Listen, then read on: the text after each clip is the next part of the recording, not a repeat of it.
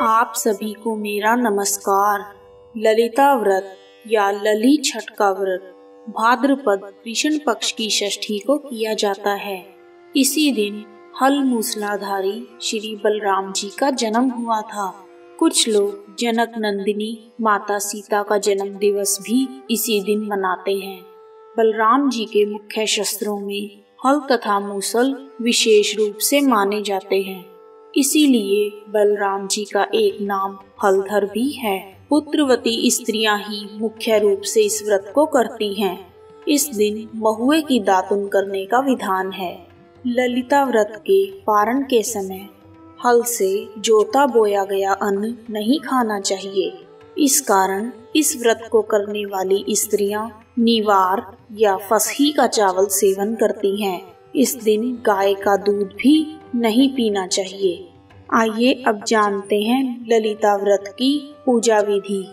इस दिन प्रातःकाल स्नान आदि से निवृत्त होकर भूमि लीपकर एक जल कुंड बनाया जाता है, जिसमें बैर, पलाश, गूलर, कुश प्रभृति टहनियां गाड़कर लल्ही की पूजा की जाती है।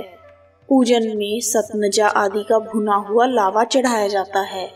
हल्दी से रंगा हुआ वस्त्र तथा कुछ सुहाग की सामग्री भी चढ़ाई जाती है। पूजन के पश्चात इस मंत्र का जाप किया जाता है।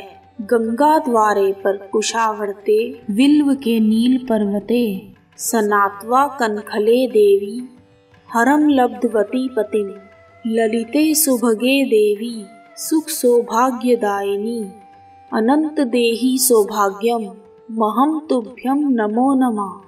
अर्थात हे देवी, आपने गंगा द्वार, कुशावर्त, विल्वक, नील पर्वत और कनखल तीर्थ में स्नान करके भगवान शंकर को पति के रूप में प्राप्त किया है।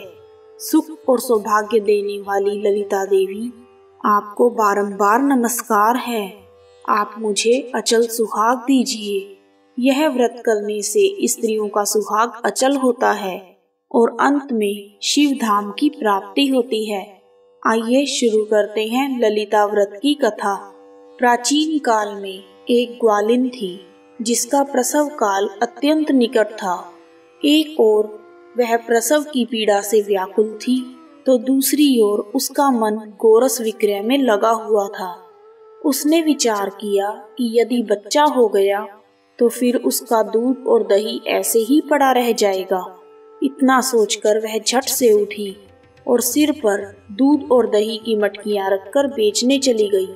आगे चलकर उसकी प्रसव पीड़ा बढ़ गई और वह एक बनवेरी की ओट में बैठ गई। वहां उसे एक बालक पैदा हुआ। अल्हड़ ग्वालिन नवजात शिशु को वहीं रखकर स्वयं दूध और दही बेचने के लिए आसपास के गांवों में चली गई। उस दिन हल षष्ठी भी थी। गाय भैंस का मिश्रित दूध होने पर भी उसने केवल भैंस का दूध बताकर गांव वासियों को खूब ठगा। जिस बनबेरी में उसने बच्चे को छोड़ा था, उसी के पास एक किसान हल जोत रहा था। अकस्मात ही बैलों के भड़कने से चपेट में आकर वह बालक मर गया। यह घटना देखकर किसान बहुत दुखी हुआ।